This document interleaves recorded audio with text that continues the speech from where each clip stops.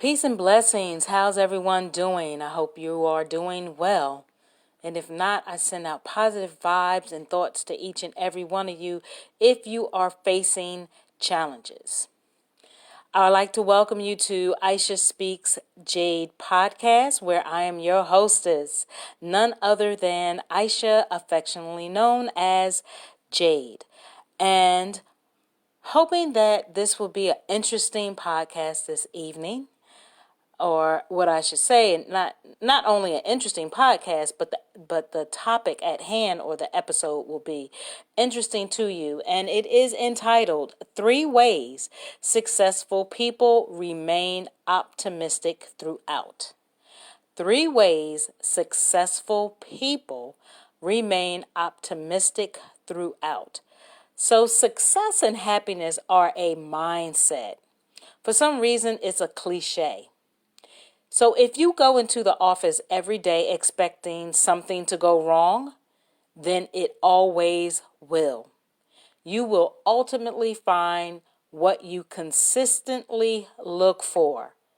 Okay, let me say that again. If you expect something to go wrong every day, whether it's going into the office, your business, meeting people or whatever you do, if you constantly are a negative thinking person expecting for something to go wrong, it will.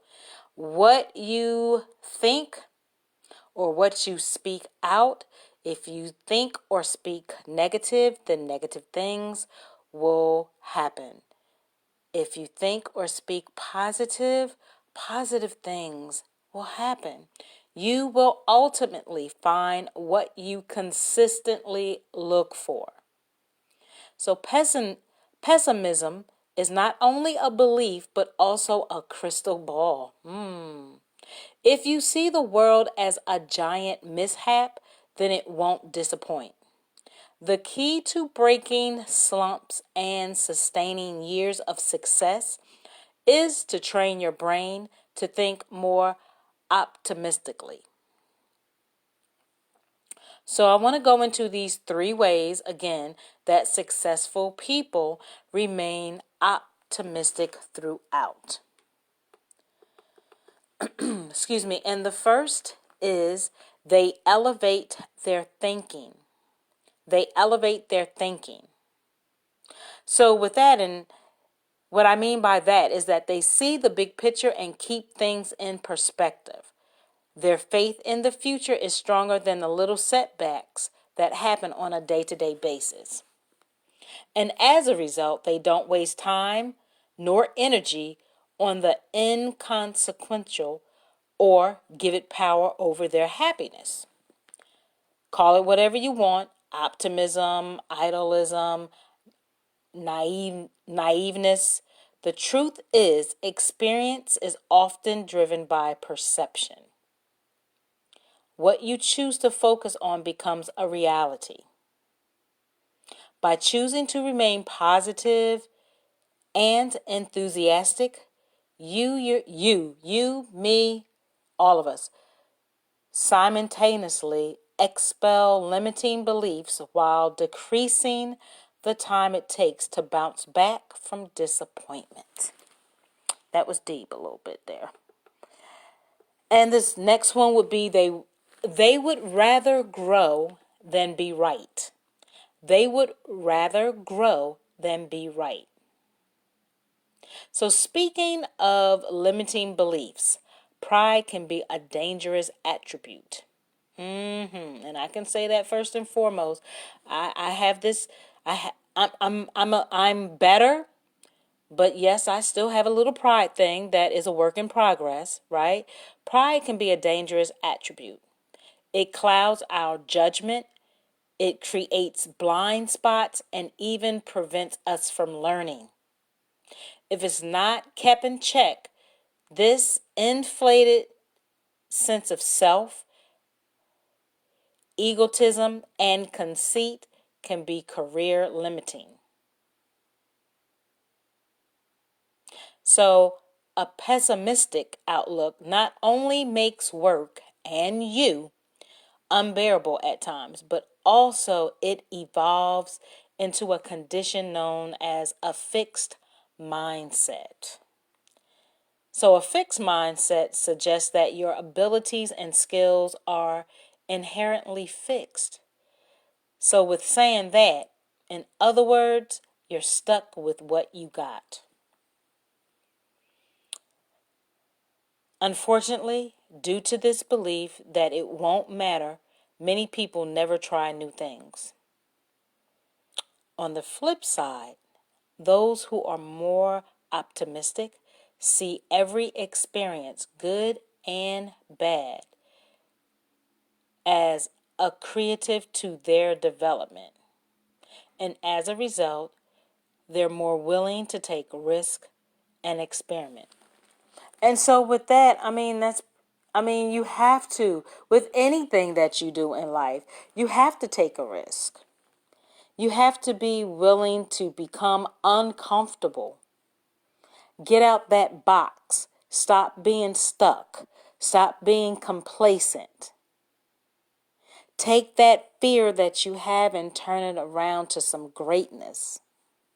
But I know there are people who, basically they're not there. But my hope is for you to get there, because it can be fearful. I get that. I'm an empathetic person, but I'm a realist also. I understand that it can be fearful. You don't want to get uncomfortable, but listen, and you have to stop complaining too. You have to stop when you start like saying to yourself, well, why am I always unhappy? Or why aren't things working to my advantage or in my favor? Well, you have to take a self look. You got to look at yourself instead of always pointing that finger at someone else. That thumb points back at you. So you have to take that look at you, and you have to be like, well, you know what?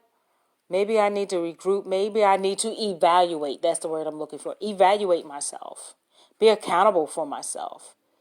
And try something. You can take a small step. You don't have to just go cold turkey. You can take a step. If you that type of person who can take just jump right into it, then go for it. You love it, I like it. You like it, I love it, rather. But if you one of those people that have to take small steps, take small steps. Do what you need to do for yourself so that your life can be the best life that it can be. And last, they give what they want to receive.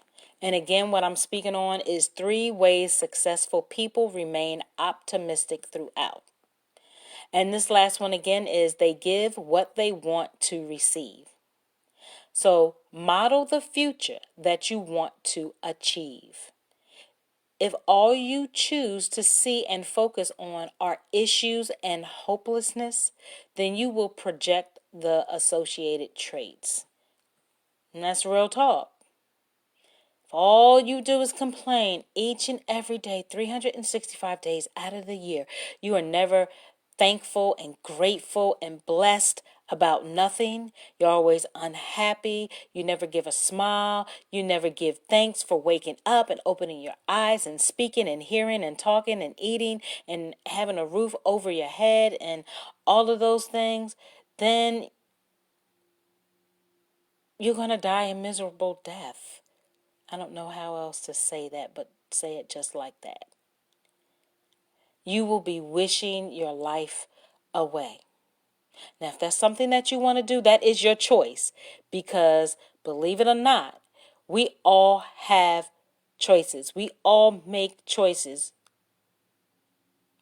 We all are at an age, well, not we all, but most of us that are at our ages, right? 18 and up, or 21 and up, we know our rights from our wrongs. Not saying that some of the younger ages don't, but society says, the system says, once you're 18, your parents don't have to do nothing for you because they've already got you all the way through maybe a Head Start, a kindergarten, a elementary, a junior high school, and a high school. And you graduate, right? Society says your parents have done what they had to do. They got you through that. If they choose not to want to do anything else, that might be hard to swallow, hard to hear, but they don't have to. It's up to you. Not saying that they can't give you some support, but you're no longer that little person anymore. So, again, at the end of the day, you have a choice to make. No more in the middle. It's an A or a B. You know what I'm saying? So, choose wisely. So those who experience continued success and happiness don't think like this. They are experts at self-managing and controlling their emotions. And I'm so sure that they probably started at the beginning and had to work their way up. I'm not going to say everyone, but, they had to start somewhere to get to where they're at, to have that type of mindset. And I'm sure even with that, it's not always easy. But we have to constantly, every day, work on being the best selves that we can be. Not allow those negative things to stay in our comfort, right? Our circle, even those that we come in contact with, that we meet. If you're around a person or people all the time and they're negative, that's what you're going to become. And that's friends. Sad to say, that's family. Just relationships in general. So watch the company that you keep.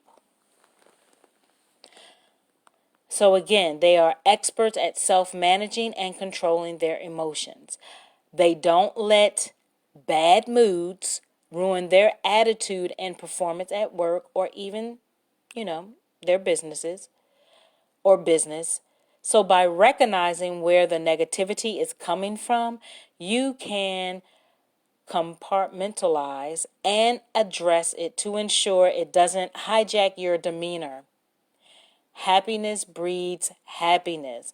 Positive breeds positive, right? So, 2020 can be your best year yet, if you believe it will be. Staying positive and minimizing negativity. Hear what I said. Staying positive and minimizing negativity is the first step towards materializing success and everything else that you're looking for in your life. So thanks, guys. I always appreciate you. Always, always, and forever. So I would like to now invite you to join my social media platforms, which I am on Facebook right here, right now, Instagram, Twitter, and YouTube. Again, I am on Facebook, Instagram, Twitter, and I have a YouTube channel, and you can find me at all of them at Aisha Speaks Jade. Aisha Speaks Jade.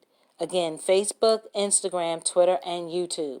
For my YouTube, please subscribe by hitting that thumbnail and hit that notification bell so that you can stay in the loop of everything. Okay? Don't want you to miss a thing. Also, if you have LinkedIn, you can find me at Aisha Jade Speaks.